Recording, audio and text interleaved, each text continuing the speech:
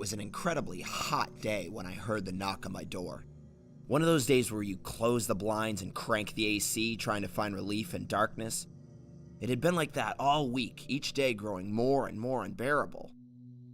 I was upset at whomever was knocking at my door because that meant I was going to have to get up and open that door, letting the crushing heat in. I quick-saved my work on the computer, as I always do before leaving my station, and walked to the door, my mind still filled with thoughts of paints and borders. I have the fortune of working from home. I'm an artist and I draw backgrounds for various cartoons and animations both on television and the internet. I had almost finished my day's work, and so it was especially irritating to be interrupted and break the flow I had been enjoying. I reached the front door and opened it, raising a hand to my eyes against the sudden sunlight.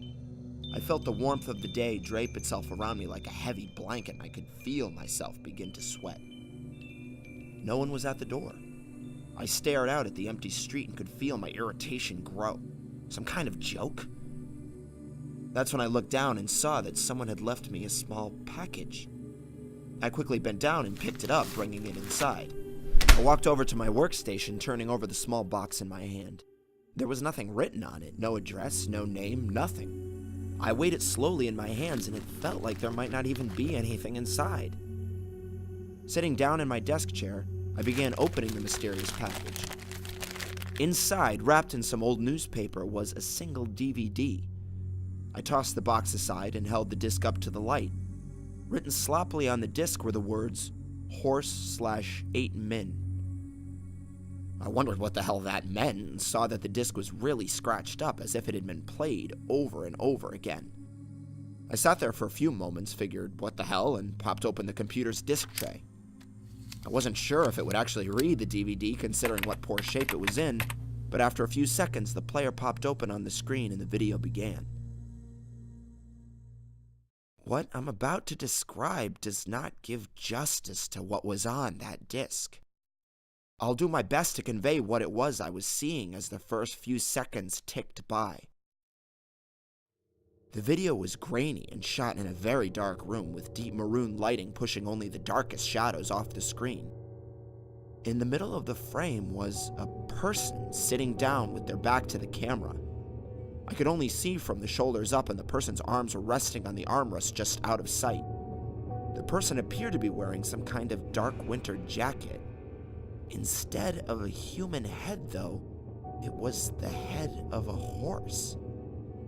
Its mane was grown out and looked almost like human hair. It was black and greasy and fell down to its shoulders. Its head was turned, looking slightly behind itself toward the camera. The one eye that I could see was completely white and severely bloodshot.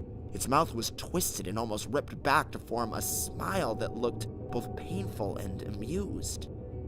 Its lips were pulled up to almost its eyes, and the gums were black and irritated.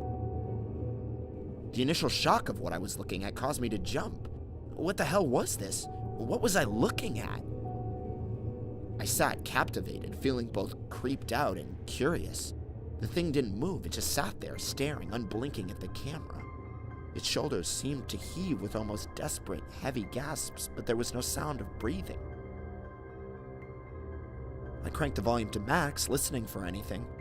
About every 20 seconds, I thought I could hear a single bark somewhere off screen. But it didn't sound like a dog barking. It was the sound a person makes when trying to imitate a dog bark. It was so faint that I put my ear to the speaker, trying to catch it and decipher some sort of clue as to what I was looking at. Another 20 seconds passed and something barked again, ever so faintly. I leaned back in my seat and pushed the mouse around the screen. It was 7 minutes in and nothing had changed. The figure continued to stare at the camera, smiling its sick smile, teeth clamped together. Its shoulders rose and fell, neither gaining nor losing intensity. I scrolled over to the pause button and clicked it. Nothing happened. I tried it again but got the same result.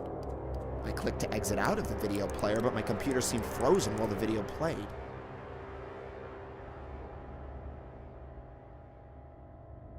That's when the horse head moved. In one terrifyingly quick moment, the thing spun toward the camera and let out one loud bark. Ow! It was the same sound I had been hearing on loop, but much louder now. As soon as it barked, the video ended. I sat, stunned at what I had just witnessed. I didn't know what to make of it.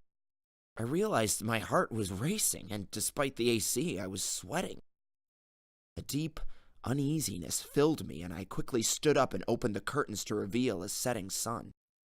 I turned on all the lights in the house, knowing I was being stupid. Questions raced through my mind. Who had sent this to me? Why? What did it all mean? Was someone messing with me? Something about the deeply serious nature of the video haunted me. I felt an almost intimate recognition of what I had just seen. I was shaken. I went outside and sat on the porch until the night put the day to bed. The open air calmed me slightly. I even began to feel rather foolish. Eventually, I went inside and started to wind down for sleep.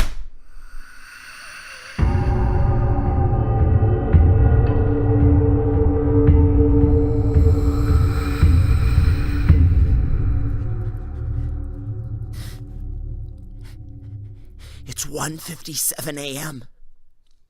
Something woke me up a few minutes ago.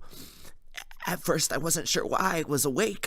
I lay there in silence, taking account of my situation. Then I heard it. Something was barking outside.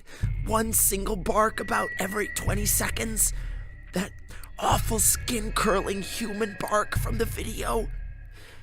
Now I lay paralyzed in fear, just listening, hoping that the sound will stop. It's distant but present. I'm writing this on a pad I keep by my bed in hopes someone finds it. Something is going to happen to me tonight. I know it, and I'm so scared I'm crying. The noise keeps repeating. Please, if you ever come across the DVD labeled horse8min, I beg you, do not watch it.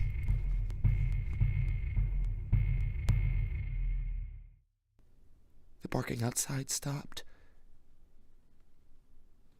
Now it's outside my bedroom door.